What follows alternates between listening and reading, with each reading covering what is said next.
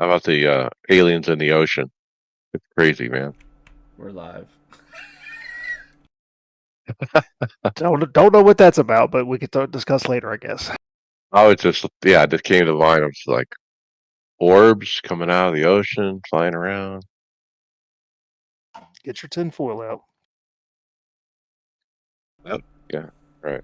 Okay, so it is loosening up the voice here. Okay, here we go. 3, 2. Welcome to the iRacers Lounge. I am your host, Mike Ellis.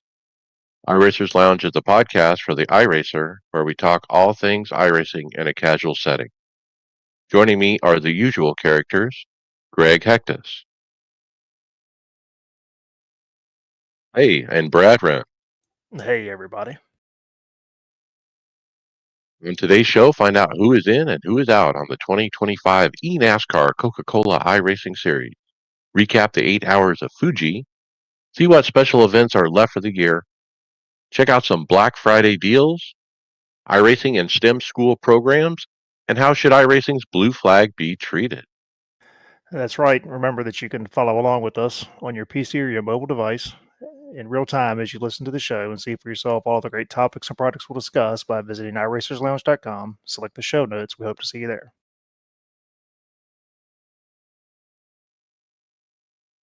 All right, and let's start off with the champion has arrived in Phoenix. And we have our 2024 eNASCAR Coke Series champion, Parker White, basically getting his dues at the last NASCAR race at Phoenix. Before the event, he got to be recognized with the giant check, of course, for the $100,000. He got the pace car ride around the track in the pace car. He got interviewed by the media. He got the old, tour around the garage, the whole 9 yards. He wasn't in the pace car when it hit the barrels, right? No. He knows better. Anyway, congrats to him. Nice to see him getting his spoils and kudos to NASCAR. I mean, they don't have to do stuff like this, but I appreciate that they do. I really do. It's good that he's got out and get some sun from getting away from his sim rig. I'm just glad to see they had a hat on his head that fit him. Okay, Greg, how about reacting to sim racing TikToks? I think you found this. No, that was me. My name is Daniel Gray. So, Mike, since you've been doing the whole TikTok thing, I stumbled across this, and as I told you in the chat, I was a little scared I may see you in here, but I didn't. So this is Daniel Gray, and what he did was he said he doesn't spend much time on TikTok, but he got on and I guess just searched sim racing and picked like the top 5 videos with more than 1 million views, and a little scary were some of them. So, they're shorts as usual.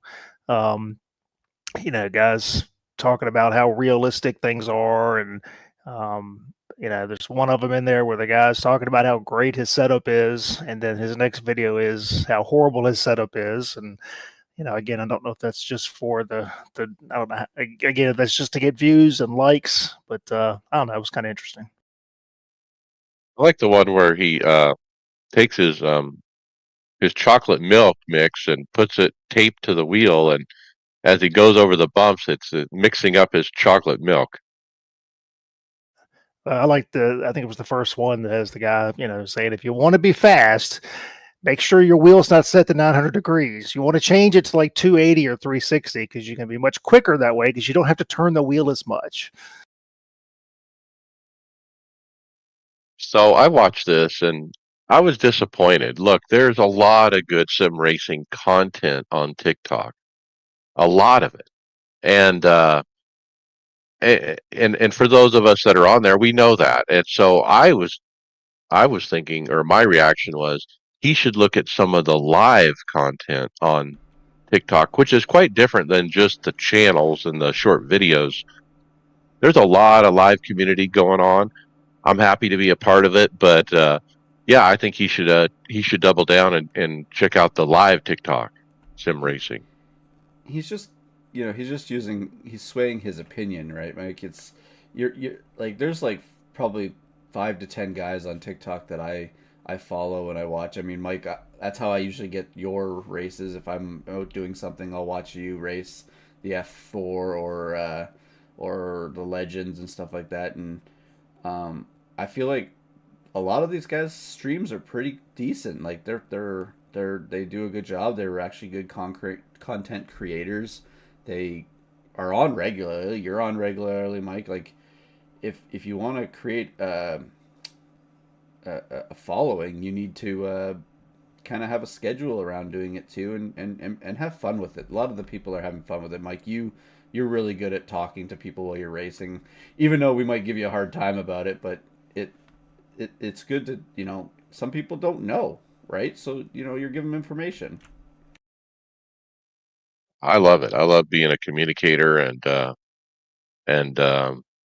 community. I'm seeing a lot of the same people watching, showing up, in my streams, and so they feel like they know me because they keep coming back. I don't know them, but the name, that goes by in the stream. But regardless, it's been a lot of fun, and I've enjoyed it. It's added another layer to the sim racing that I already enjoy.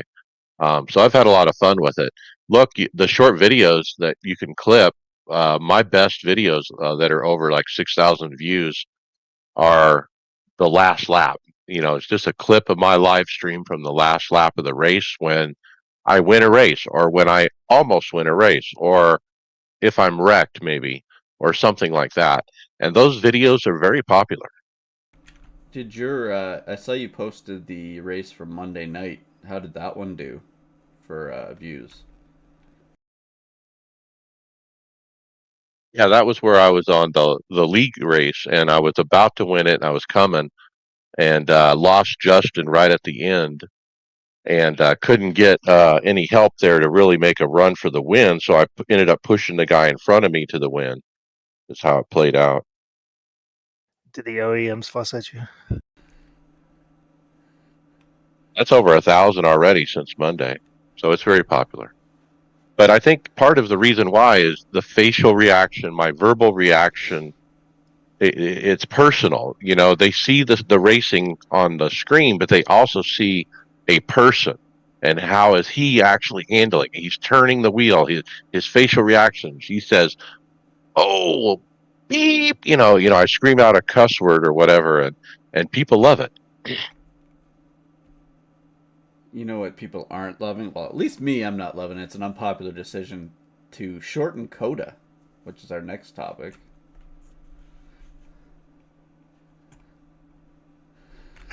So we had a announcement from NASCAR and Circuit of the Americas this week that when they get back next year, they're going to run a shorter version of the layout. They're calling it the national course, is what Coda's calling it. But in iRacing, it's actually called the West course. So we got a link up here to a video of Ross Chastain turning a lap around it, and also got an article to Jayski with a little bit of explanation. So I'm not opposed to it. That last sections, which I guess would have been what 7, 8, 9 complex, was a struggle for me. So it doesn't bother me to shorten Coda. Not my favorite track. I feel like they've taken a braking zone and a passing zone, two of them away now with that. Well, I think you'll still have 10. You're just not going to come down at the velocity that you've got. But I think you may end up with I think you've added one with 6 and possibly with 9 also. Just depends on what that chicane is like between 7 and 8. I have not turned a lap here yet. But, the way that they sell it is, have more laps. And I think probably from a spectator standpoint, it'll be better because I think it's going to be, the tracks will be much smaller and much easier to see everything. But yeah, I wonder if I they think go ahead, keep going. no, you're good. I was just gonna say, I wonder if they can get a tire that wears out more. So if they have more laps, if the tire wears a bit more, maybe they'll pit more under this thing. But obviously, they're not using as much fuel on this layout. Wait, how many times have you taken tires on a road race this year? Well, I'm talking in real life, but you're right, Mike. Even We don't take tires in any of the road courses on iRacing because of the way that they break down. Like I kind of would love to do a full one of these years, have a full race. One of the special ones be one of the full road courses in NASCAR. Come on, guys, come on. We're all Hey, shaking our head you like, all no. ruin it. You all ruin it for me. I'm having a hard time visualizing these changes. We have a layout here from JSki that Brad found for that gives turn numbers. Can you guys just tell me, looking at this, which turn numbers are the same as the current track? Like, is it one, two, three are the same, and then it One, differs from there, or one, two, three, five, 4, 5, 7. So 8, 9, 10, 11. Well, 11's the same, isn't it? Yeah, 11, 12, 13, 14, 15, 16, 17, 18, 19, and 20 are all the same. Yeah, so if you remember the track, you come through the S's, that's 3, 4, and 5, and then you had that sweeping right that you went up, sweeping right, and then there was a cut to the left, was like the last S before you started to climb back up to come out of the infield, and you kind of launched over, which was 9, and that was the run down to that the first hairpin. So all that's gone. So you're basically going to cut across. There's a chicane in there now, and then you're right back down to 10, which is 10 was the left-hander at the end of that long backstretch. So the bulk of it's the same. It's just you've cut out really half the track almost. You cut out the long straightaways of the back part of the course. So we'll never hit. Well, I guess maybe. No, I don't think you'll ever hit fifth gear because the front stretch. I think you get to fourth is the max, but you never hit fifth gear in this road course net layout now. we already have the layout, right? So iRacing has to do nothing. Yeah, yeah. Like I said, when I first jumped on, I was like, I had not found the picture at J-Ski that had a little bit better picture of it, and I didn't think we had it, but yeah, we do. Like I said, in iRacing, it's called the West Course, and here they're calling it the National Course. So I wonder I how get many races have turned on it. What would have been used for? Like it would anytime somebody would use Coda, it would have been the full course. I would imagine all maybe is either normal, some but club it just stuff feels or so different. track days and whatnot. Hey guys, I would it's love Ross to see the Chastain. data on Today how many I'm laps are turned on our that iRacing layout. rig, getting ready to run my first. Ross Chastain and Trackhouse put up a little video of him going around the new configuration on iRacing, and Ross giving his thoughts. Pretty cool. I think the rig needs some work. It's built for wall riding. It's built for wall riding.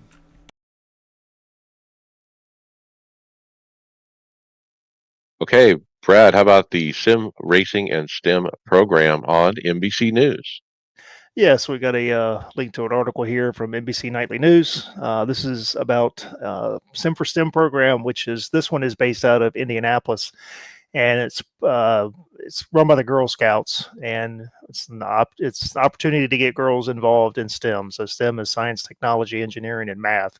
Um, Not a field that a lot of girls go into, but using racing as sort of the catalyst to get them involved. I watched the video; it's pretty neat. It's run by two of the girls that run it. One is a former motocross racer, and the other girl, I think, was an engineer, or is an engineer. But pretty neat. I mean, they go through. They learn about tire pressure and what it does to the car and what it does to the tire, and then they take a lot of the stuff that they're learning about it, and they take and they apply it in the sim using iRacing, and the girls then get to turn laps so they can feel the difference of the cars. If they run less air pressure, what does it feel like? Or if they run higher air pressure, if they make changes to the car, it's pretty neat. It shows them building a steering wheel and doing all kinds of stuff. So pretty neat. It's and this Sim for STEM program, I guess, is being operated around the country. So that I think they said is like 4 or 5 other states that have the same program as where they're operating. I stopped the video at one point here where they have a plexiglass clear steering wheel base, and so the kids can see inside how it works, the gears move, and how the wires are, and that kind of thing. Perhaps they even built it. Yeah, they Um, did. Very cool. Can you imagine it? I can't even imagine as a kid to be, that young and in school, and they're like, okay, for the next hour, we're going to haul you over to this room, and oh, there's all this sim racing equipment. We're going to teach you about it and what it is. I'd be just like in heaven. Kind of like this stuff is the stuff that, like, you would never.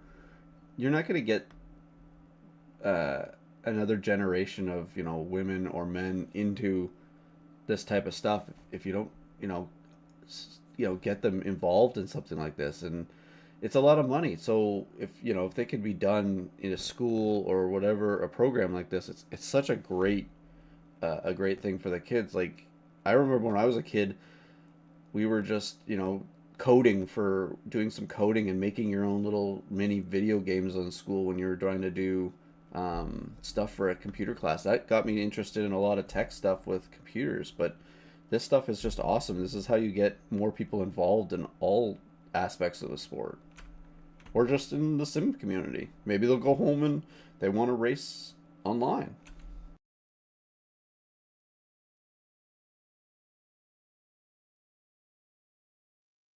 Okay. Don't ignore Surprise! blue flags. Surprise, David. Are you You're on just that in time topic? for the. We are. Yeah, I was just about to put it out there. So let me say it. Don't ignore blue flags, or else. Or else what? Because So, they won't do shit in a protest. so referring to iRacing, they posted up on X a photograph. It's a retweet of NASCAR however you say that. He put up a picture of Barney the flagman in his perch.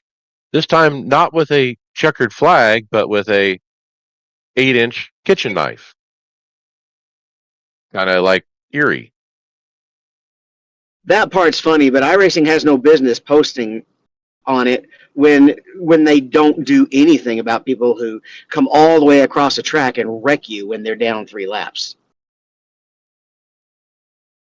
Well, what stirred me up was immediately somebody posts a snippet of the sporting code, in regards to blue flags. So then iRacing immediately changed it to "Don't ignore the information."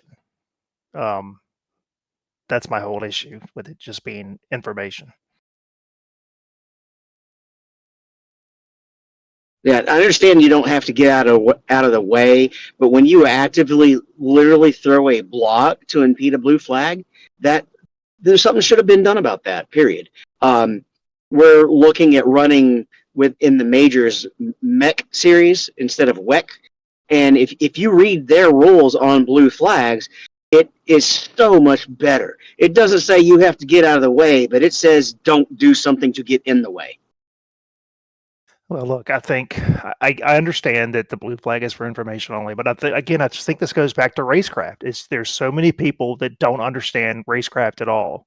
Um, David, we fought it at Fuji. I mean, I can't tell you how many times you run up on somebody who's multiple laps down and they just don't give way. And it's like, once I was multiple laps down, if I had a leader come up behind me, I gave way. What have I got to gain? I'm not fighting for position anymore at that point.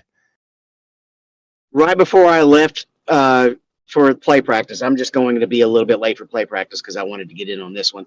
I ran a Road America. Okay, I qualified really well there. I had a couple of high rating guys behind me. When they ran me down, guess what I did? I didn't just I didn't just pull over and give up 3 seconds, but as soon as they got close enough, I did everything I could to not make it hard for them to pass me. Why? Because that's better for me. Not Look, just that's for what a them. It's good better for me. racer does. What So was that, I Mike? just think it's absolutely absurd to post that when you're not going to do anything about somebody breaking the spirit of the blue flag rule. Well, like I said, I think that the blue flag needs to be addressed in sporting code. It just gets abused, and like I said, I understand it's information only that that's what you want to play, but you know, it's racecraft, and it's too many people that think that when they're in 38th, 39th position that it's okay just to continue to fight people when you got nothing to gain and all you do is ruin people's races. Now, I want to set perspective here a little bit. So, perspective, you, Brad and David, you guys got wrecked in a race over the weekend, basically by lap cars not giving way, just like you said. So you guys are a little butthurt, and I understand that. Now, I wasn't involved in anything, so blue flags. I mean, what are these? I mean, I don't even know what the problem is from my perspective. But I also want to point out you got the perspective of the people you're talking about, like the stewards. Why aren't the stewards doing stuff about this? Why aren't they actually setting these people out when they get protested? That's one guy, but then you got the social media guy who's, you see NASCAR as Chasm, posting a picture of Barney with a knife. You're trying to, okay, how can I make this fun and this kind of thing? So just remember, I mean, we're talking about different people. iRacing isn't one person, and so, yeah. Well, it's effectively like when they pull fight footage and promote NASCAR races while giving guys a fine for fighting. Or the cars are flipping into the fence and they use that in the promotions. Yeah. And that being said, this guy that wrecked us, it wasn't that he didn't get out of the way. He came all the way from the left side of the track to the right side of the track and hooked us. My question is why did iRacing post this in the first place? All it did was, like, obviously it just hits the moment right now. Like, if nothing had happened on the weekend, we wouldn't even be bothering with this. But what was the plan that they were hoping by putting it out there? It's not a great tweet. It was a tone deaf moment. But they're not using it because you guys protest. They're not here trying to do it. It's just a nonsensical tweet that they don't need to put up. Well, yeah, this person probably has no idea about the protest system. Oh, that's my point. The social media guy has no idea what's happening over on the stewarding side of the fence. Probably. But what makes that be the tweet for this week? That's the question. Like, I'm just trying to figure out. It's not like, okay, I can understand, hey, it's the Rolex 24-hour. He posted like a couple days before the Rolex. Yeah, that makes sense. But what? Well, NASCAR Chasm posted it, and then iRacing retweeted it. So it wasn't iRacing didn't create. It originated with Chasm. Yes. And that's, I think, what David's saying. I mean, it's somebody on social media side is like, "Oh, this will be funny. Watch." But it wasn't. It was very tone deaf. Well, I gotta go. Thank you for letting me rant. See you, David. I don't know. Like I said, I just think a lot of it goes back to racecraft, and it's just, I don't know. You just got to choose to live to race another day, and I don't know. It's frustrating, and like we said before, it's especially with the endurance stuff. We don't have full course yellows, so once you get behind, you're behind. There's no chance to do anything. And for us, we're running 8 hours of Fuji, and this is 4 hours in. Is when it happened. It's just frustrating. What's not frustrating for some is the NASCAR Contender Series wrapping up. We have 30 drivers heading to free agency. Justin Malillo from staff covers some of the results here. We get a list. Brad, I'll let you handle that in a minute. But we also had some neat reactions from driver Blake McCandless. He's been the announcer with Evan Pasoko in the Coke Series recently. He is trying to get into the driver's seat, and he made it. And so he had a pretty neat little video of celebration that he made the cut to the top 30.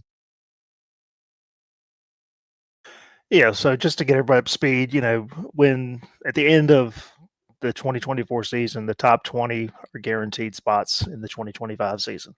At that point, there's opportunity to get back in the contender series and to have the next 20 chosen. But my understanding is top 30 get a chance for free agency, and then they can get picked up during I guess it's basically like a trade, or not a trade, but draft is how that ends up working. So just because you're in the top 30 does not guarantee you a spot, but 20 of those out of here will be chosen to fill out the rest of the field for the 2025 eNASCAR Coke Series.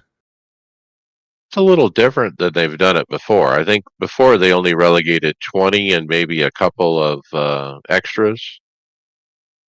But now it's a full 30, so that means 10 are going to be left without a seat. So it's a popularity Yep. contest now too, or a social marketing aspect to it.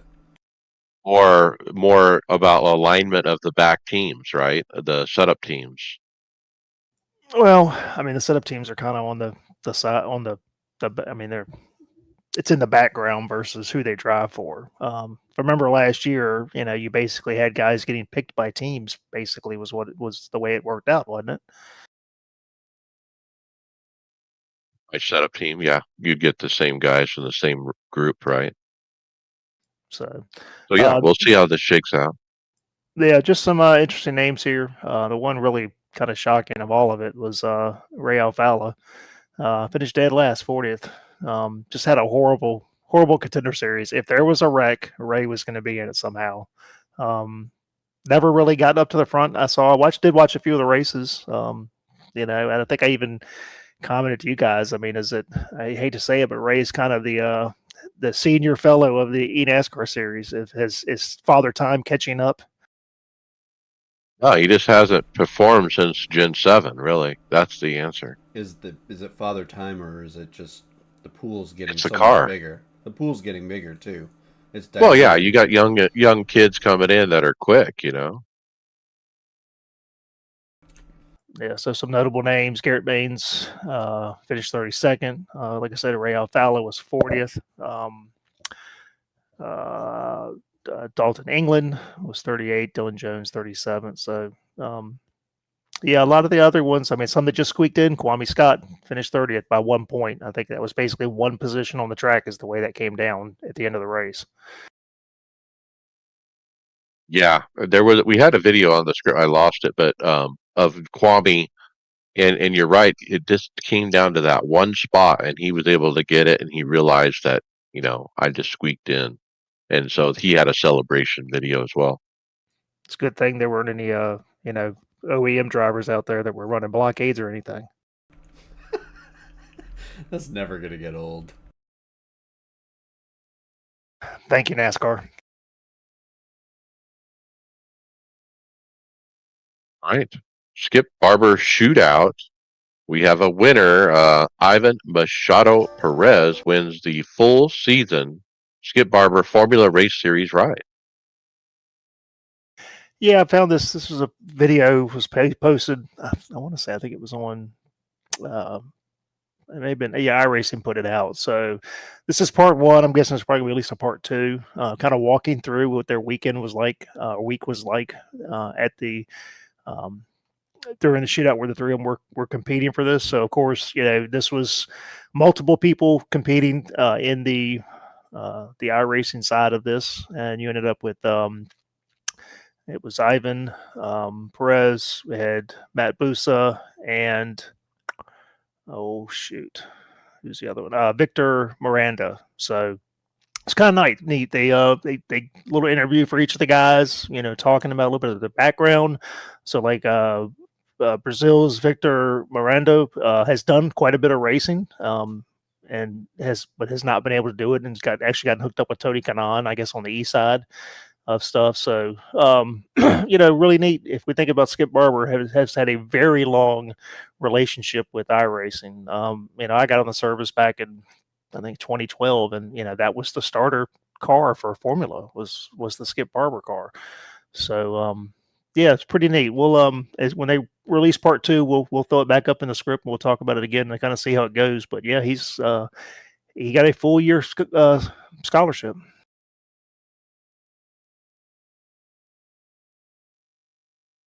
Very cool. How about another really cool website? This guy said, I made something cool over the weekend. The website is NYOOM.app. And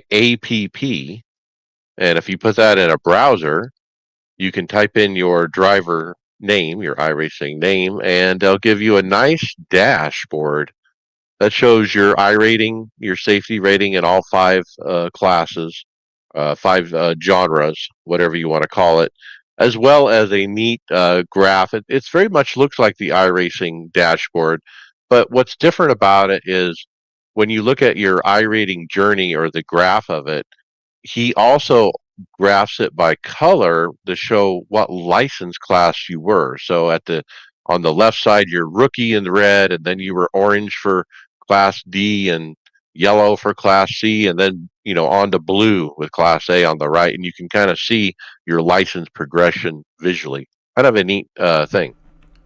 Too bad that it's so much faster that you can jump through these licenses now. You could actually see progression back in the day when they used to have to finish a series and then be eligible to get out of it. Yeah, I mean, like I'm looking at mine from the oval side, and it starts back in November 29th, 2010, as a rookie. So, and then to see, life progression taking a cycle, a season to get through anything. So, we've talked about this app before or this website before, Mike. I think he's just changed it some more. It looked familiar, but this is really cool. It's just nice to be able to just to look at everything in one snapshot. Your entire iRacing career is right there in front of you. Well, mine is a long career on oval anyway, and the color red, orange, yellow, green is just a small little sliver on the far left, and everything else is blue.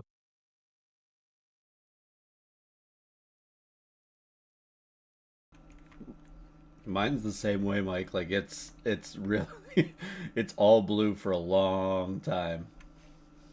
What does that tell you? The licenses don't matter, really. What was your peak I rating, Mike? It says in 3668. that's what it was. Okay. Yeah, 3642 here. Wow, I wonder why that number is a wall for. I mean, we're very similar drivers, probably Was similar skill, but mine was 4324 at one time. Okay, thanks for rubbing that in. That was back when there was less people in the service, and we didn't have shitty cars. We had horsepower. all right, let's wrap up on the Fuji 8 hour, Brad. Yes, we had a tweet here from, or sorry, a post. I'm never going to get over the tweet thing. From iRacing, kind of wrapping us up. 8 hours in Japan, 4,923 iRacers showed up to our special event at Fuji. Together, we completed 424,973 laps. That's 1,202,674 miles. Asked over the weekend, how did your race go, or how did you do in your race? So it was fun. I mean, it was just David and I. We had a good go for it. He gotten all the way up to 10th when we had our unfortunate issue. And I think it was in the middle of my second time in the car. So I'm trying to remember if it was. I think it may have been towards I got about halfway, I guess, through my first stint, and that was at like 12:30 or so. And David ended up signing up for a flight or something in his flight sim. So I think he was pretty frustrated that we were knocked back to 25th, and he ended up scooting. And then I ran like the next 4 hours. I was pretty wore out, so managed to drive back up to 20th from 25th, but not the results we wanted. Really thought we had a good opportunity for a top 10, but we did finish, and that's the first one that I've been able to finish all year. So I'm happy with that. Yeah, the long race. Right. Next up, Dave Cam puts out a really neat video last night which gearbox for which car. This is like a encyclopedia resource if you want to learn about the different types of transmissions in iRacing. He goes through the various transmissions, how you actually drive them, meaning one of them you have to burp or the throttle to get the gear to Blip. shift going up Blip. through the gears. Blip, burp, blip the throttle to get up Technically, it's through the the gears. heel toe to do it. No. There's another transmission where you don't have to blip it, and so forth. And he talks about the various ways, like, okay, well, on this set of cars, you got to use the clutch when you're downshifting. Okay, and then at the end, he lists literally the list of cars that he's talking about.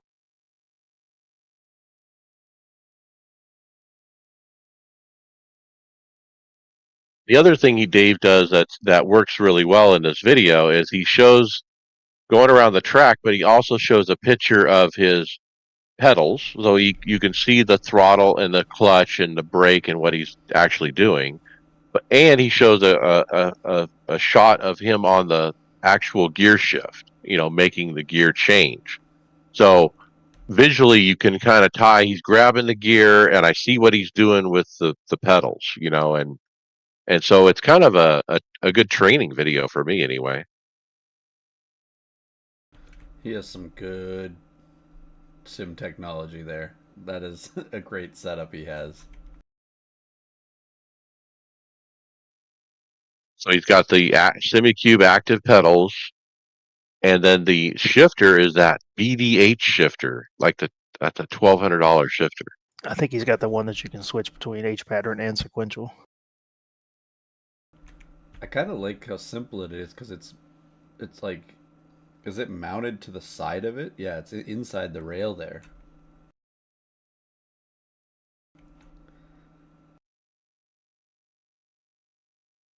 All right, so check that out if you're interested. For me, I've always just turned on the auto blip and just kind of wing it. I don't really know in my head, oh, I gotta use the clutch when I downshift. I just kind of figure that out when I get in the car. Which costs you speed on the straightaways then. It does, and he brings that up. I mean, if you shift the right way, it will be quicker. Using auto blip is, I've never used it. I'll use the anti-stall just because, it's not fun when you forget to push the clutch in when you spin out, and then you have to try to rewire the car. All right. Next up, Black Friday. This is your last reminder on our show that the Black Friday deal is going down. Black Friday's next week, guys. So, yeah, if it's time to renew, this is the best time of year to do it. It is. I just got to get off my butt and do it. Why do you guys have your Thanksgiving so late in the year? Because it gives us more things to be thankful for. Yeah, I don't know if we're skipping next week or what, but we haven't figured that out. But we'll let everybody know on social media. All right, let's jump towards events. Brad, the IMSA Esports Global Championship. Yep. So this starts this weekend. It'll be the AMD 240 at Michelin Raceway, Road Atlanta. So this will be Sunday, November 24th, 1:45. It will be streamed live. So as we said, this was the opportunity that everybody had. They opened this up for all of the time trials to allow other people outside of just the pro teams and all that stuff to get involved. So again, it should be fun. I'm gonna try to watch these just because one, I love sports car racing, and I think it'll be interesting to kind of see and keep up with it. I think it'll be on iRacing. I believe it's going to be on the IMSA YouTube channel as well. So IMSA YouTube Live. So super cool. Just glad to see more support of sim racing by IMSA, NASCAR, and the likes. Yeah, I'm interested to see who is in the race. Side note, it made me think of Max Verstappen was in Vegas in a GTP car, or what was it? Honda something? The Acura GTP. I think he turned some laps in an IndyCar as well. And he's quoted as saying he definitely wants to do Daytona at some point. I would say that that's probably within the next couple years here. Yeah, the lifespan of an F1 driver is not incredibly long anymore. Well, I think it depends on which team he goes to next. If he leaves Red Bull in 26, 27, whenever he decides to leave them, if he goes to a manufacturer, that'll leave him as more of an opportunity to go do one of those races. And I think he's just one of those guys that continually wants to be challenged. I think if he gets to the point where he's not feeling challenged something, he'll go do something different. Next event is the Winter Derby at Five Flags Speedway, coming up November 26th through December 2nd. And so we got a one of those classic posters, guys. This one's kind of a throwback look on the poster. The grainy look. Yeah, very cool. I did this last year. I'm going to do it again this year. Got wrecked out last year. Hopefully that won't happen this time. So they're offering this in open and fixed as well.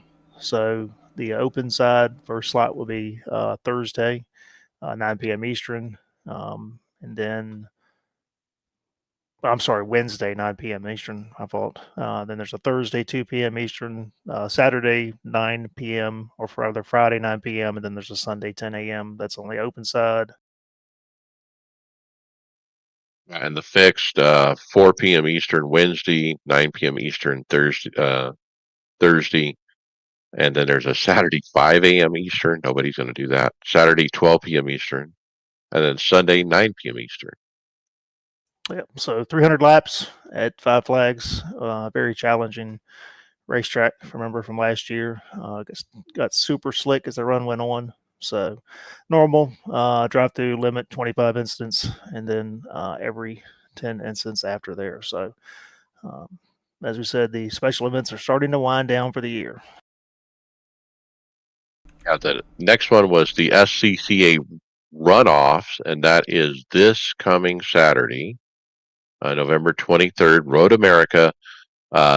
Pick your car. There's 6 of them. The USF 2000, GT4, Spec Ford, MX5, Clio Cup, and Formula V. And then finally, Brad, this week in iRacing, did we miss anything? Touched on the normals. So just a reminder that the Winter NASCAR iRacing Series is the 87 NASCAR Cup Series cars. They're at Legacy Phoenix this week. FIA F4. Americas are at Road America. Asia Pacific is at Suzuka. Europe's circuit's older, and then the Challenge Series is it's older as well. I know Mike's been super happy because I think it's raining at Road America. So I know we got the normal Ringmaster, Draftmaster, Rainmaster, and whatnot. So find some way to get plugged in. Podcast housekeeping. Leave us a review on your favorite podcast platform to make it easier for more listeners to find the podcast. Mention the podcast to your fellow drivers. They don't miss out. We would appreciate it. Check out the Discord and get involved in the discussion. It's ongoing 7 days a week, guys. Lots of stuff going on there. And check the show notes, iRacersLounge.com, for the script, as we call it. You guys can see exactly what we're looking at. And we're in regular rotation over at Performance Motorsports Network. And get your merchandise. Hey, our fantasy winner, Canadian, is getting a hat made custom and shipped directly to him. And it's a high quality hat, as you see on my head right now. But yeah, the really good hats. All right. Hardware, software, more Black Friday discussion. Brad, the SemiCube Black Friday deals. Yes, we had a video here from Sim Racing Setups, and he kind of walks you through all of the offerings by SimuCube. Kind of depending on what combination you buy on the Ultimates. So that's what they're heavily discounting. So I think up to $1,200 if you're buying all 3 pedals, I think, and the base plate as well. But I mean, still somewhat substantial savings, But again, you're buying all three pedals and the base plate. I think you're looking at like, I don't know, $4,000 or something. That's a ridiculous amount of money. But these are the ultimates, and I know that they said, I think there's going to be 100. I think it's 100 in Europe, 100 sets or whatever in the U.S., and then maybe 50 in Canada. I think is what they said as far as the availability of the stock. So, I mean, I expected something like this after they released the new one. That they were probably sitting on quite a bit of inventory of the Ultimates, and with the new ones, there's not much difference from what we had seen from reviews. So, most people, of course, would have gone with the cheaper set. Oh, for just one, from the way I can tell, it's 2,300, and then you get 350 off on the deal.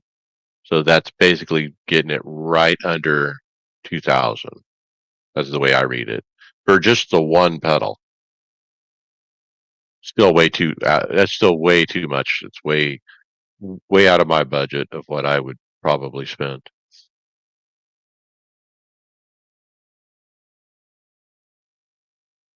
All right, next up is the Luso Motors custom button box / console. And we got an Instagram post that basically shows some photos of it.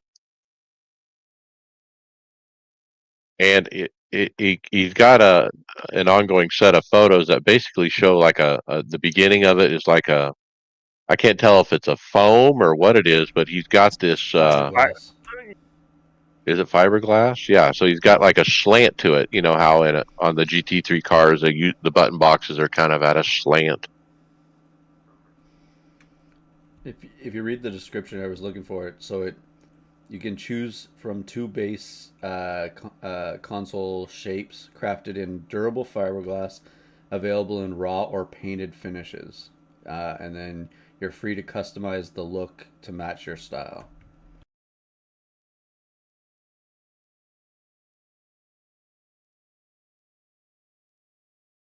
I feel like it's bulky. Does it not feel like it's too much for? I mean, it depends on your rig and what you're looking for, but I feel like this is something where you would design this if you were doing one of those car consoles, like you're trying to match it with when you take a junkyard car and use the console and all that stuff out of it, and maybe if you wanted a button box added, I feel like it'd be too big on a normal 80/20 rig. I think it would work on an 80/20. But I think this is somebody who's does not have either a sequential shifter or a handbrake or something like that. So let's say you're just running, I don't know, GT3 cars or something. So you're going to have a console there. But I mean, again, if you don't have anything else that's got to go there, then it would probably fit. So I mean, this is interesting. I am not a DIYer, but he basically builds the fiberglass thing, and then everything else is up to you. So he shows you pictures and stuff, but I went to the website and the guy does fiberglass seats and everything else. Some pretty fancy stuff, but yeah, it's interesting, just way above my pay grade. That first picture, are those fuses functional or they look? I'd guess their look. I mean, I'd put more buttons there then. Yeah, I mean, if you go to I guess about the fourth or fifth picture, that's the plate there, and you can see that it's just got the spots for the fuses. I can't imagine they'd do anything other than just immersiveness, I guess. I see this on people's rigs where they're trying to do like a dash, like a full on, okay, a surround dash, and you're going to have black everywhere, and you're trying to get a look, and you have the window nets and all that kind of stuff. If you're doing window nets, this would be something for you.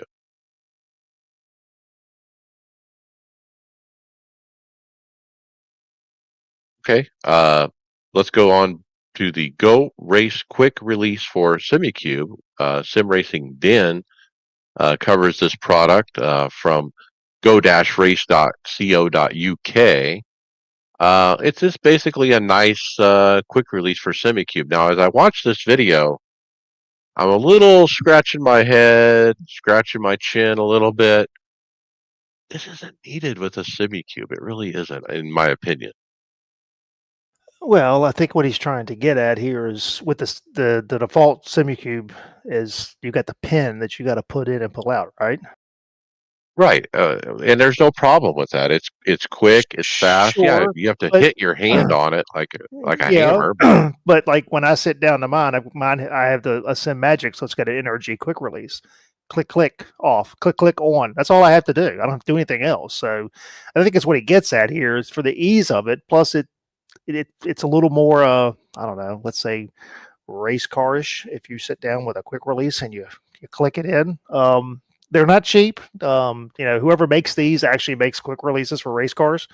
So they've modded it into what would be work for the SimuCube. I don't know. It's again, I just think back to the way that the original, I guess, was the Fanatec CSL on the belt driven one, where you actually had the set screw that you had to put in.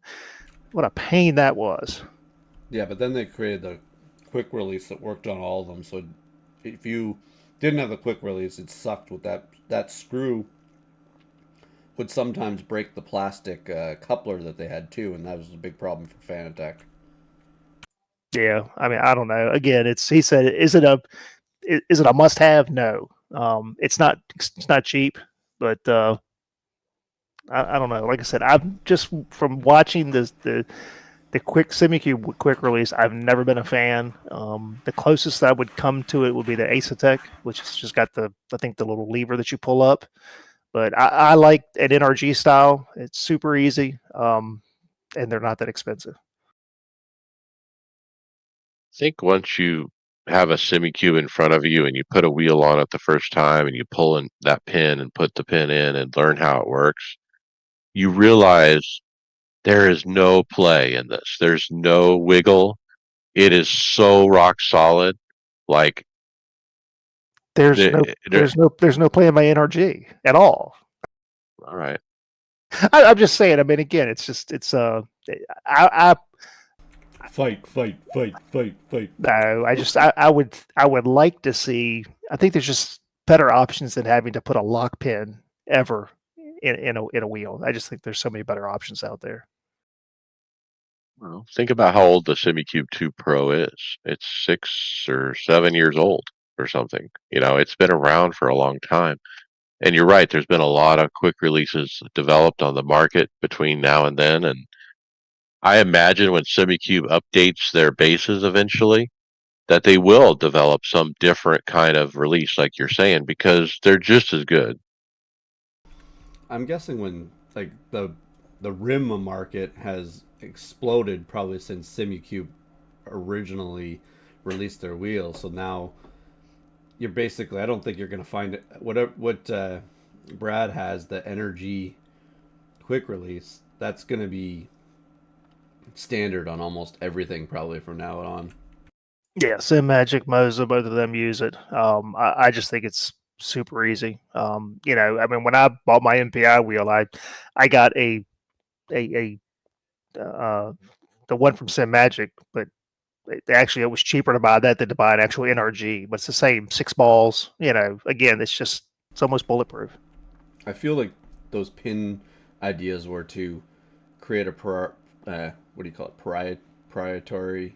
Proprietary. Proprietary. Thank you, Brad. A rim for that thing and not have any other options is kind of like it was their way of, before the market got crazy, of just having this wheelbase. You have to buy it from our company.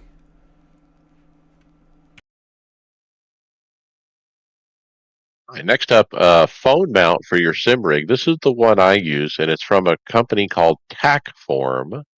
You can find that at tacform.com. Uh, Guys, this is probably the best quality phone mount. It's kind of a grabber. Uh, the one side slides out.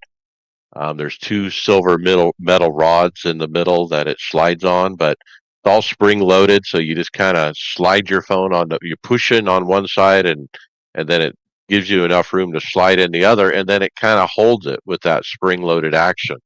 It on the back of the mount has a little ball and then they have several different ways of mounting it from there. Where I just used a small like a 6 or 8 inch swivel thing that terminated on a T nut bolt, and so it hooks right into my 80/20. It sticks out, like 6 or 8 inches, and when I sit down, the phone is perfectly right where I want it, pointing at my face. I can access it easily. I can remove it easily. It's not cheap. I think I spent like $80 total for the whole package, but this is really designed for motorcycles, and so that's how much quality it is. Imagine being on a motorcycle, putting your $1,200 phone into a little clamp and trusting it's not going to drop.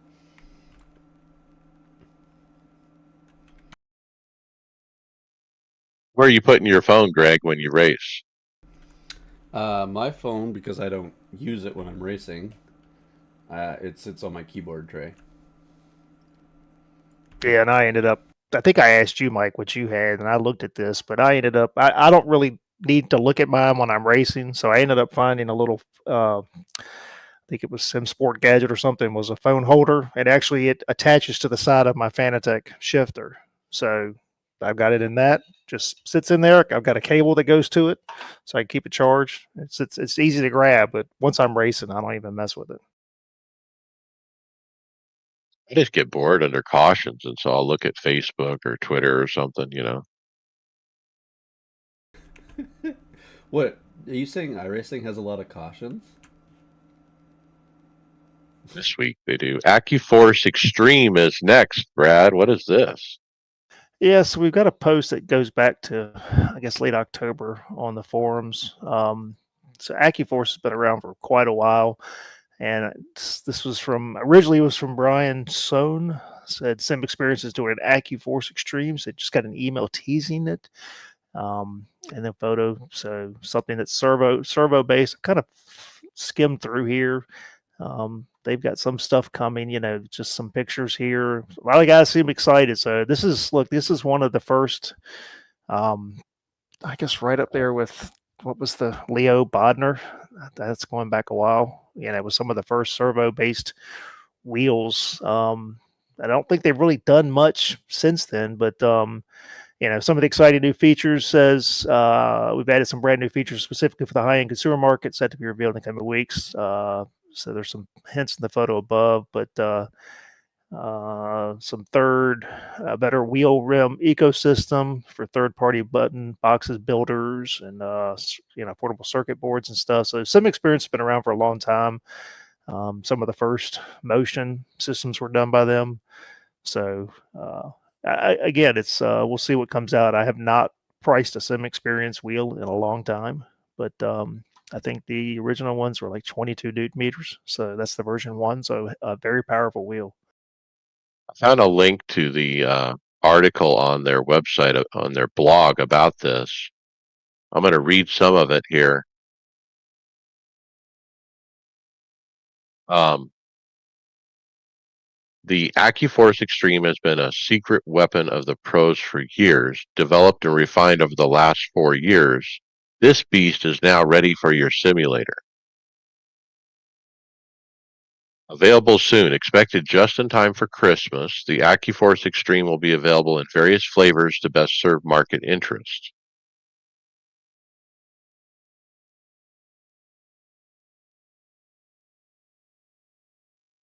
It says flexible with 300 watt or to 1,000 watt capability. The AccuForce Extreme can be provided in a variety of force levels. Let us know how much torque you prefer and why. So similar to what VRS is doing with the scalable base. Right. There are a lot of options coming with bases. Remember, SimLab is coming out with one. Now AccuForce. Okay, Greg, how about Linus Tech Tips? You like this guy. He does a Lambo build.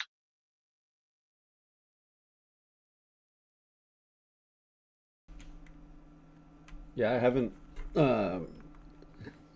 seen this whole video, but he's definitely got he's an interesting build with all the stuff that he's putting on here. That where did he get this rig from? I'm trying to look. It's got custom Lamborghini graphics on it. It's the Advanced Sim Racing Oh, okay. Pro Next Gen. Yeah, it's one of the new ones. So I guess he's got a Lamborghini Countach. So it was Yeah, is that what he showed there? He showed that in a garage or whatever.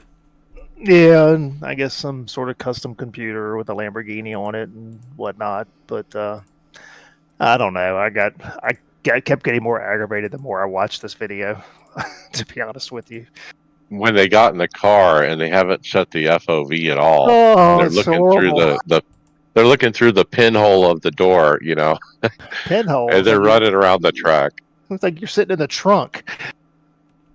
It reminds me of that guy off of The Simpsons who's really big and he sits in the back seat. That he gets out of his car and he's so tall that he's in the back seat of the car to drive it. But anyways, so he's running a Moza setup here then too, eh? The reason I like this video is I get to see this Advanced Sim Racing Pro Next Gen chassis in action. This is the first time we've seen it not on Advanced Sim Racing's channel. And so to see how they were putting the bolts into the pedals, they were turning it sideways and drilling them all the way through. But the way this cockpit is put together is pretty unique. It's not like other cockpits, as we've talked about before. And then getting a good look at they put that Moza wheelbase on that mount that has they have levers that you can hand loosen it without a tool and move it forward and back and twist and angle and all that. I really love the idea that you can move your wheelbase around with this rig. Yeah, the little lever things for T-nuts are not that new. My track racers got those on my pedal tray, so I can easily get down there and just do that if I want to adjust it. But yeah, I mean, we talked about when we reviewed the video from them that the biggest thing that I think is the availability to adjust your deck much easier and not just have to completely move everything in order to change it. So he had it's a customs Origin build or performance PC that he got built, but it's kind of sick that he's got the graphic of, I guess it's probably his car or a car like his on it, but it's all white. It's very clean. It's a really nice case and everything that he's using too. And the the graphics on the side of the rig match up too to the computer, so it's got a neat look to it.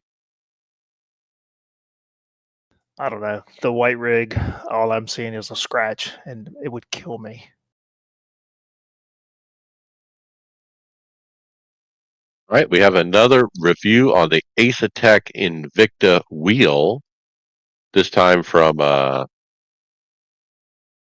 don't know who it is. OC Racing. OC Racing, right? And he does show it off.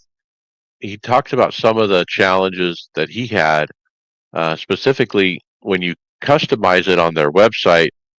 You can pick the type of carbon fiber you have, the color of the buttons, and so forth. I think he said, "Well, I picked this orange button, but when the wheel showed up, it was almost like a blood red. It wasn't quite orange," and so that kind of threw him off. I think I also heard that the paddles on the back could be to desired. They're not quite carbon fiber; they're just plastic. Well, I think he was talking more about the tact. What is the tactileness? Is that a word?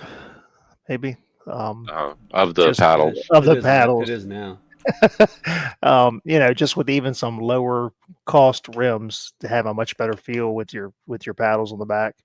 He did talk about the grips. Was a little disappointed in the quality of the grips, but once he hooked it up and got to racing, he kind of forgot about a lot of that stuff. So the one thing I thought was neat with this one is that if you watch it as he's turning, while you're on the DDU, everything is staying as it should, except for the gear. So when he turned it, the forward would tilt a little bit, so where the number gear you're in would stay upright, but everything else would turn. which was pretty neat. I think the wheel looks fantastic, and I think it's really cool how much you can customize. It's just still so expensive. I have a hard time justifying $1,300-$1,400 for something that I just, that's a lot of money. I think But look, if you're gonna, sorry, Greg, if you're gonna spend that kind of money, you know, there's some better choices. I mean, the grips and the paddle problem alone, that means this is a no-go, because you can get that McLaren rim for the same price that's got everything just perfect, or you can get 5 or 6 others that have, look at VPG and look at, all these other ones that we've Yeah, looked at. but I think the one thing with A-Stack is the customizable custom. Good lord. Customization. There you go.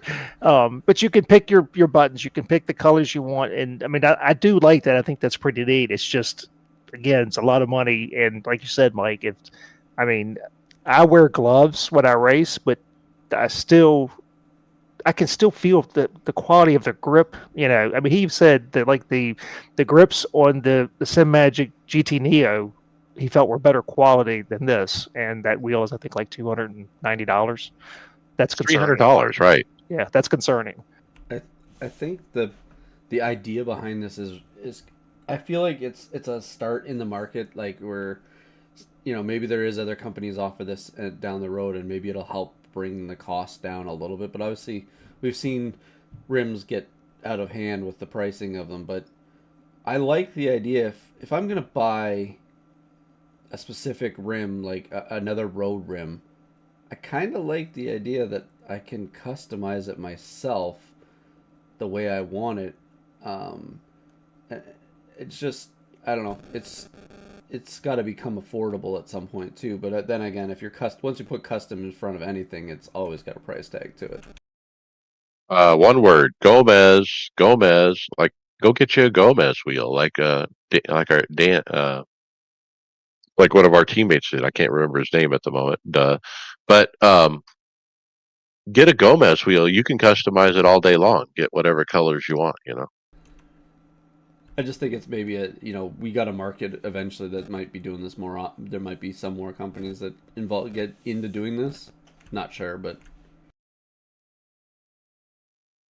You got the track racer Alpine wheel coming. That one looks like a beauty too. There's so many good choices. When you hear a guy say, the grips are kind of plasticky or whatever, that's a hard no for me. I just think it's funny that all these rims are crazy out there, and the rim I love the most is my simple oval NASCAR rim. Well, that's one of the number one questions I get on the stream is, what wheel are you running? Oh, Max Pappas Industry, NASCAR rim, you know. All right, Brad. Next up, we have the Sim Magic Active Pedal interview. This is from a different channel, but we've seen this interview or a similar interview before. Yeah, this was done with YouTuber Kareth. A little bit longer than the previous one we saw. A lot of the same stuff kind of covered. I think it goes into a little bit better detail on some of the stuff. We all kind of. I mean, I know I kind of looked at this when I first came out, and I was like, "Boy, that's just really odd looking." The more and more that I've watched this and I start to think about it, I do think Sim Magic is onto something here. We've talked about with the SimuCube and about how big the thing is. Um, this is much smaller. Again, it's all going to be about price. Where is this going to come in at? Where's the Moza Active Pedal going to come in at? I do think this is probably the way that things are going to go with pedals to some degree for the higher end. I think you're going to have more and more of this active type, whether it's gear driven, which is what the SimuCube is. This one is belt. I think there's a gear, but there's also a belt that works to gives a little bit more smoother. It's the biggest difference. We really don't know a lot of what how the Moza construction is yet, because we haven't seen much of that. But again, if it's something you're looking at, I do think this was a pretty good interview, and it was nice to kind of hear the way that they think about stuff. I mean, it's the one thing that he said that that I think a lot of us can relate to. It's form and function, and they look at both. It's not just functionality of stuff, but what is, we like things to look good on our rigs. We take pride in what we do. I mean, we said, I think a couple of weeks ago, that one of the nice things about sim racing is you get to build whatever you want to build on your rig, and we all take pride in that. We want it to look good, and half the fun is just tweaking your stuff.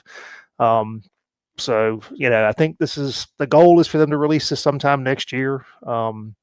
It'll be interesting to see what it comes in at, but it's on the radar. Probably on my radar personally, this will probably be the next sim racing product I buy. If it's, I've already pretty much decided, Brad, if it's 1200 or less, I'm getting it. If it's more than that, I'm probably going to hesitate. But the design of it is quite different than the SimiCube one, where the hardware that is needed is stacked. Like there's a piece on the bottom and there's a piece on top of it, and everything that's needed is in these two stacked components, which really break it down to a regular size pedal. Like this is no bigger, no smaller than the Heiskenfeld Sprint or Ultimate or any or the Simpson Pros that I have. So I could easily just swap out my current brake with this brake using the same base plate and everything, probably even the same bolts. And so that's why I'm keen on this thing. When you look at the SimiCube active pedal and this honking 2-3 foot long contraption, and then it's so long, and then they have the power cord and the USB cord coming out the same out the end of it as well to make it even longer. And so I just can't imagine bolting that ugly long thing onto my rig. Like Brad said, it doesn't look good.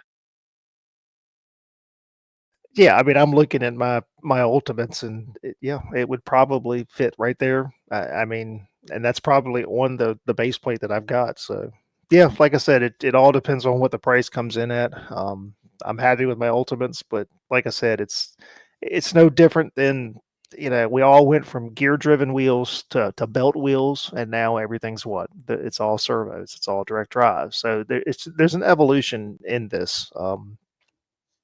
Will it ever take the place of load cells? I don't know. I don't think so, but I don't know. Time will tell.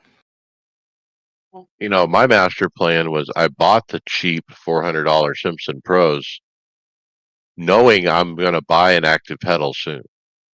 I bought like the cheapest pedals I could find that were actually functional. So the whole plan for me is those are to tide me over until this product comes out. I mean, that's really was the plan the whole time.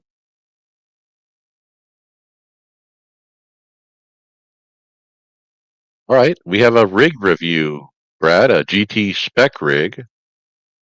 Yeah, you threw this in the script, and I'm not very familiar with whoever this is, but Alex K. This was, I guess, it's on YouTube, but it's just I guess on YouTube you can just do post now. It says we'll be driving the old Porsche 911 GT3 round wheel version in our AM S2 Nordschleife charity race this weekend. But I guess it's going to be, he's moved the rig back over to GT specs for the next 2 months. I don't know if it was previously, I guess maybe it was set up as a formula rig. I'm not 100% sure. Okay. Remember that we talked about the guy with the fiberglass dash or button box thing. This is the type of guy that would buy it. Look, you can see he has one just like it over on the right. Um, I love the window net, the OMP window net. I love the steel diamond plate with the fire extinguisher kind of over on the right to kind of, he's going for a look. He wants it to look and feel like a real car. See, I'm more function over form when it comes to this. I still want it to look good, but I want it to function. And for me, that wouldn't function. Like the window net or like the window net part. For there's Yeah. no function for that, right? Yeah, I don't want to have to unclip a window net to get in. I mean, I don't. We tease you about your seat belts, your belts. They don't do anything. It's They really don't. There's no function to your belts. It's about form, and that's fine. That I'm good with that. It's just not for me. This is again not. Yeah. Well, everyone takes it to different extremes, right?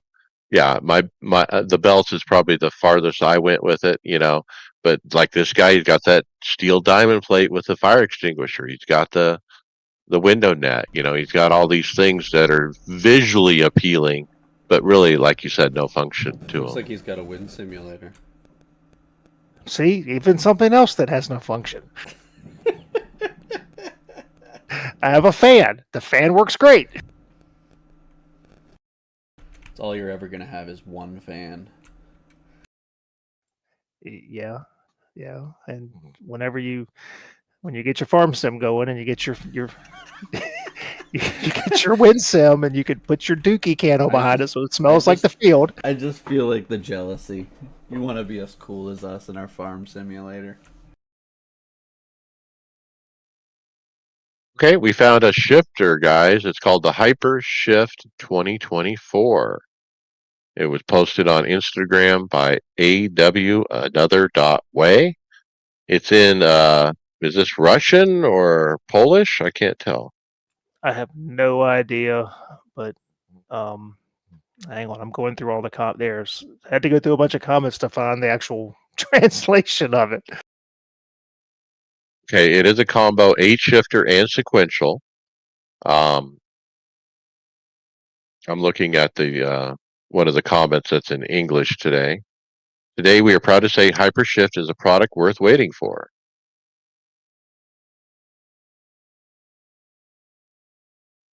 Anyway, yeah, there's not much detail or how to get it, but it does look kind of cool. I mean it's. Go ahead. No, it's okay, Brad. Keep going. No, it is it's neat looking. So just went to their website. Looks like €527. I think that's. I feel like if I upgrade my shifter, I have the Fanatec and it's the old one that's crappy. I feel like upgrading the shifter with the cars that we run nowadays, I feel like it's a waste of money for what they are, unless maybe I should sell my wind simulator to get the money. Look, I mean, again, most modern cars are not using an H pattern. I get it. I like an H pattern. That's the one thing I like about the older Cup car and I like about the B car. It's a 4-speed. That's what I'm wanting. The reason I'm saying that is I feel like with having the old Fanatec, I feel like I'm losing. I like immersion for me. I'm losing something using the sequential in the 87 and the Xfinity car because I can't trust the H pattern. I know. I do the same thing, and mine's a little over a year and a half old, and I've recalibrated it multiple times, but multiple times it'll go into the wrong gear. I kind of was excited by looking at that Dave Cam one. The one that Dave Cam had was pretty sick.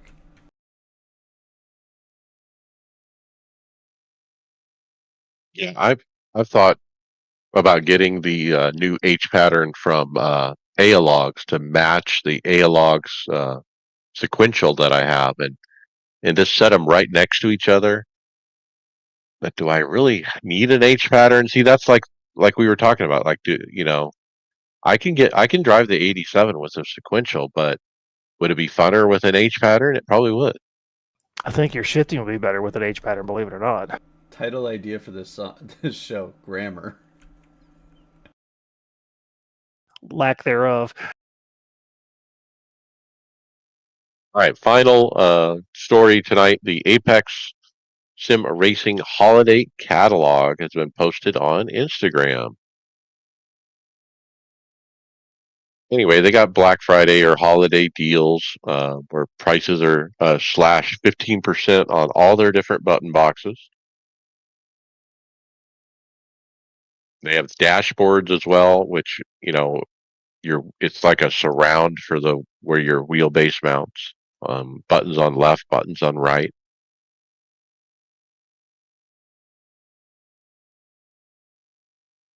And they have cube control wheels available and they're on sale. And Sebelt cockpits, 5% off. Still not a fan of that angle. All right, let's move on to results. Let's jump to the winter iRacing NASCAR series. Daytona Open Friday night, wrecked out. I actually lost it all on my own. Man, I was embarrassed. This car is hard. I can't believe how many times I've wrecked it and since this series has started. But yeah, I did wreck out. Didn't even notate where I finished. John Curley ran with me, P15. He said, I really messed up this race. Got hit by other drivers twice, but I banged the wall twice on my own for no good reason. Required repairs, but put me 16 laps down. WNIS, though, is a great series and a great one to run in the off season, but oh boy, I got to do better than this. All right, moving on to Sunday fixed. Same series. I got a P15. I had a great race going. I was leading on the final pit stop under green. I got sideways coming into pit road and nosed it into the wall. So the car stopped. I'm facing the wall on the left side of the pit wall entrance. I'm thinking in my head, I need to back up about a car length so I can turn right and get on pit road. And in my head, I'm thinking there's plenty of room behind me to back up one car length. And if there are other cars coming by into pit road, they're going to go around me. So I proceed to back up and plowed right into some guy coming by, a lapper who was pitting. He wasn't happy. I got protested, actually. I got the protest today from iRacing saying, yeah, you entered the racing surface incorrectly. It was a warning, of course, because I never get protested, but man, what an embarrassment. I had that race in my hand. I mean, I was leading on that coming into that green flag stop. So, super frustrating. Justin Pearson finished P8. John Curley, P4. He said, the state of racecraft is sad. Started P15. I passed only one car that was on the lead lap under green flag conditions the whole race, but gained 11 spots. It was all due to attrition. I rode around the back the whole race to avoid the nonsense. It worked. Very happy with the top 5, but it's kind of sad I got there without ever having to race. In any event, I love the 87. It's a blast to drive. Believe it or not, David Hall raced with us Sunday night in winter fixed. David Hall wrecked out. He was caught in the first big one. He managed to keep on the lead lap through 2 yellows. Everything fixed with 10 to go. Started P10, but his car wouldn't go into third gear. I remember on the first run, David drove right up to fourth. He was started 15th or something. He just drove right around everybody and right up to the front. But yeah, it was fun racing with David again.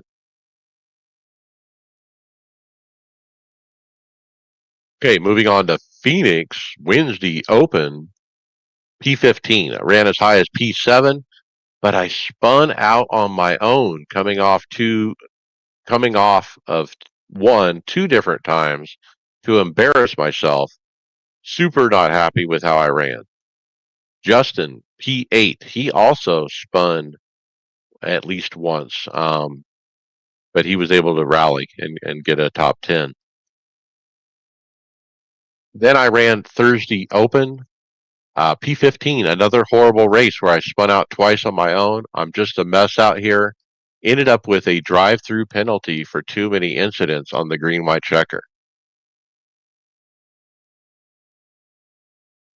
Moving on to FIA F4 Road America in the wet. I couldn't qualify without wrecking.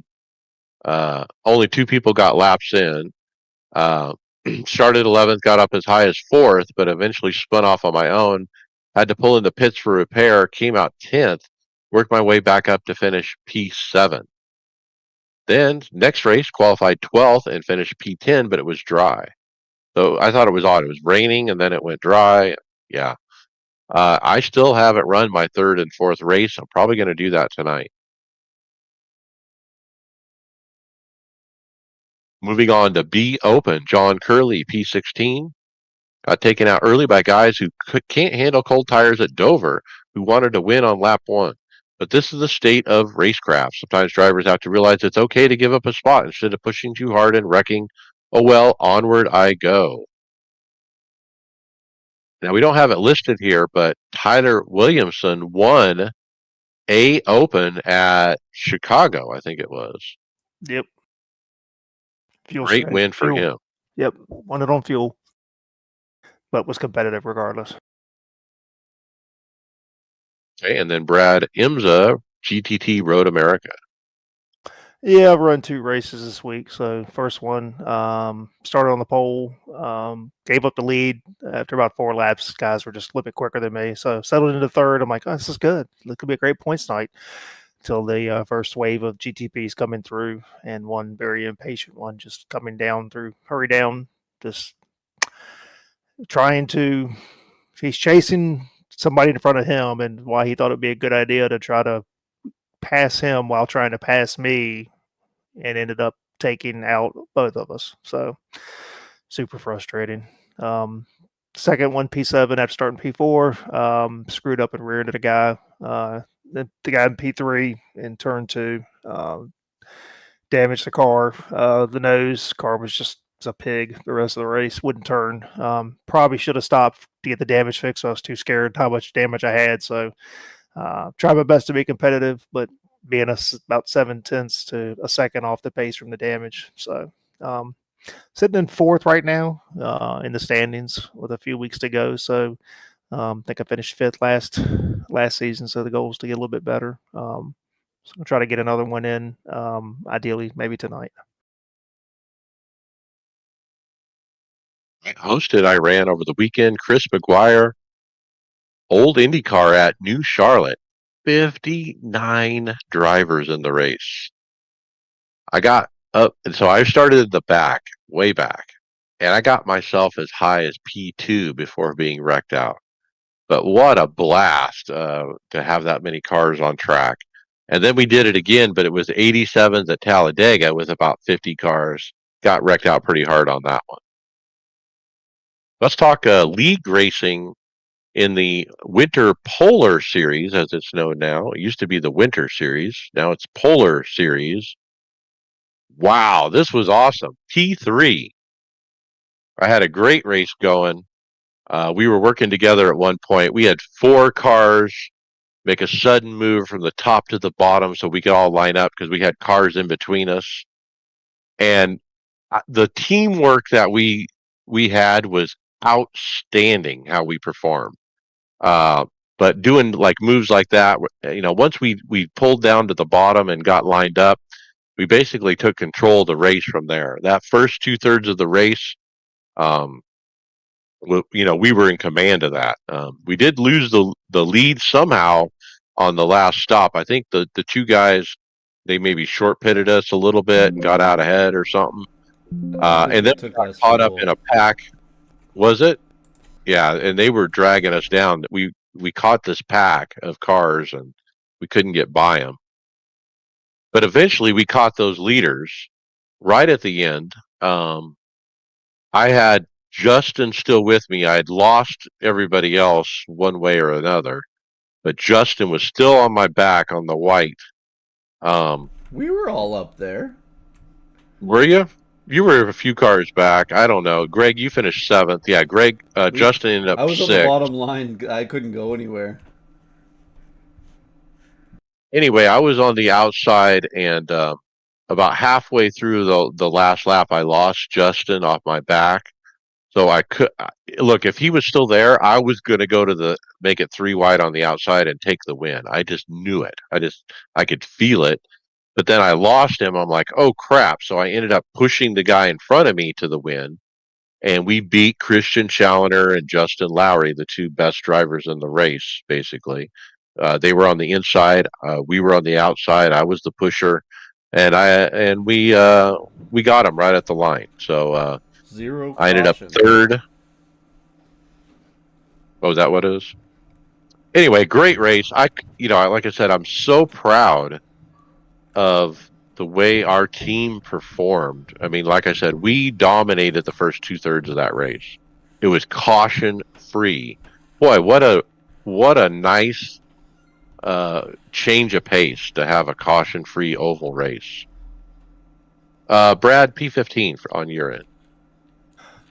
Yeah, just like you said, I really thought we played the strategy right, but we ended up getting beat after that second pit stop. So spent the whole race just tucked up behind Justin, just pushing. So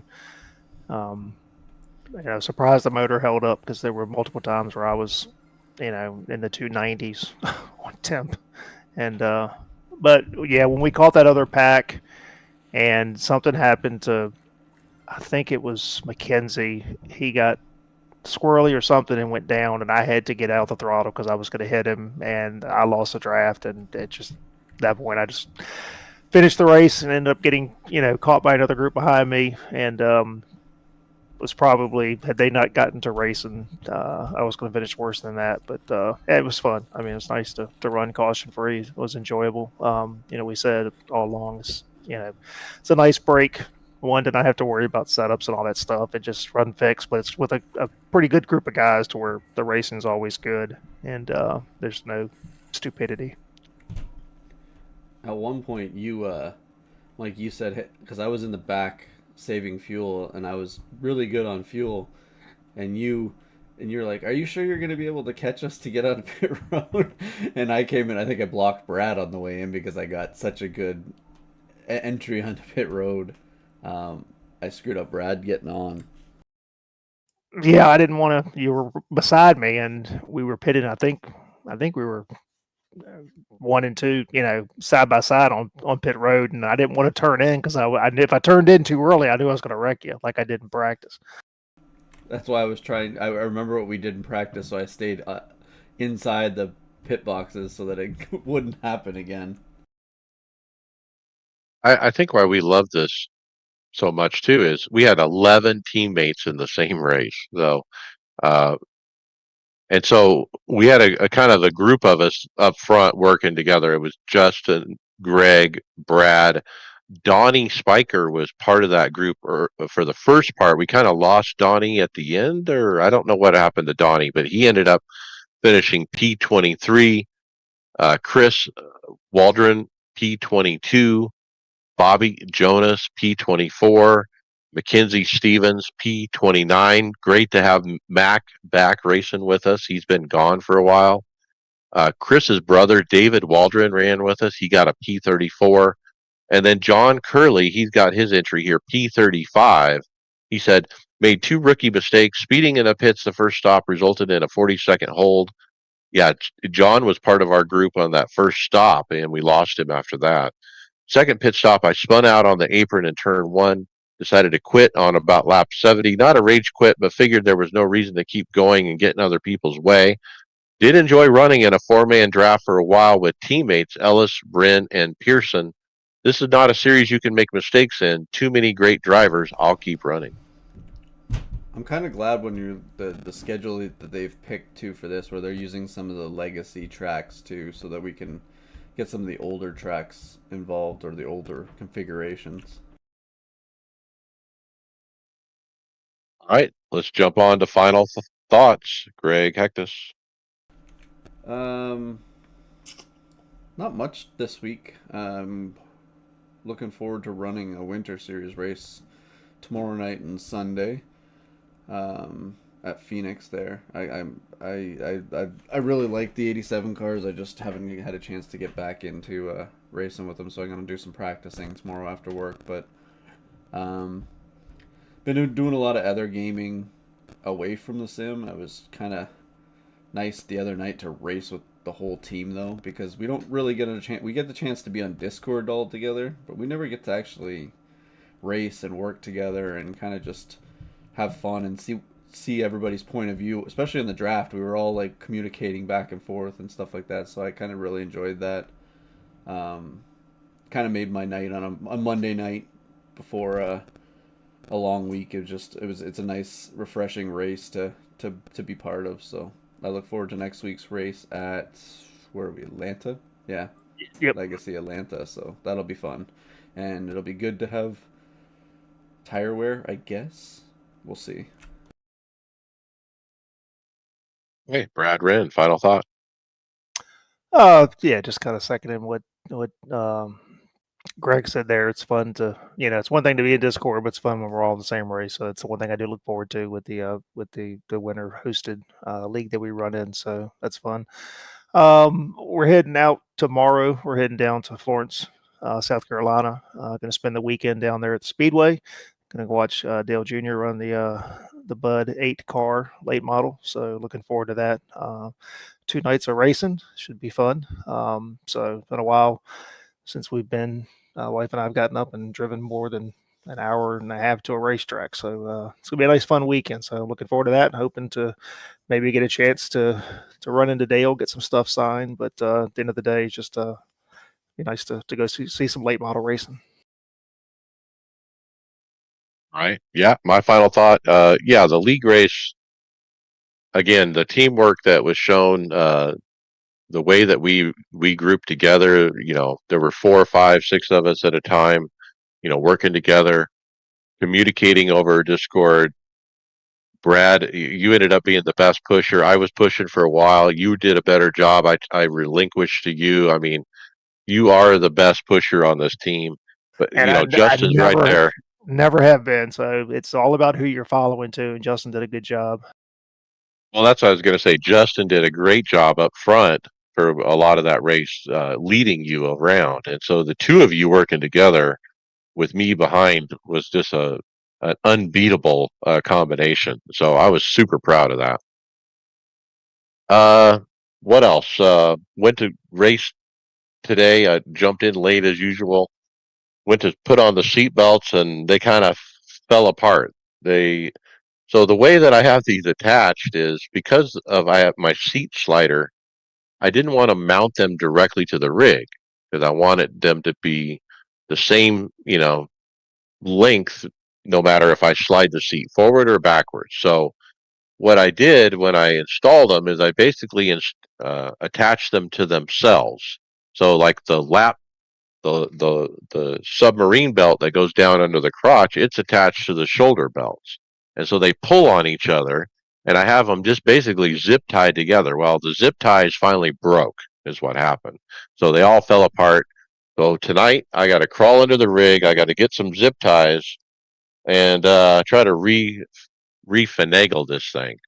So maybe I can figure out a better way than zip ties, though. With that, hey, we'll see you on the track later.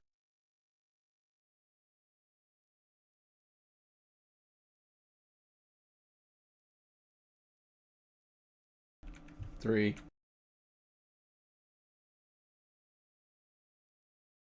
Can't speak.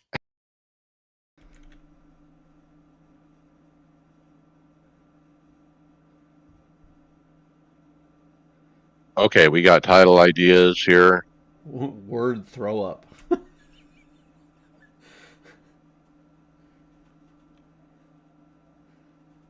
All right. We got 3. Go ahead and vote. Three. Three. Brad? I'll go with 3, I guess. All right, well, 3 it is. Good show, guys. My dog's telling me he needs to go out, so I'm going to jump off, guys. All right, boys. Thanks for Have a good showing. night. See you later. Yep. See y'all. Catch you guys after the weekend. Have fun at the race, Brad. Thanks. I'll try to shoot you guys some pictures. Looking forward to it. Yep. Be good, guys. Is it Friday, Saturday?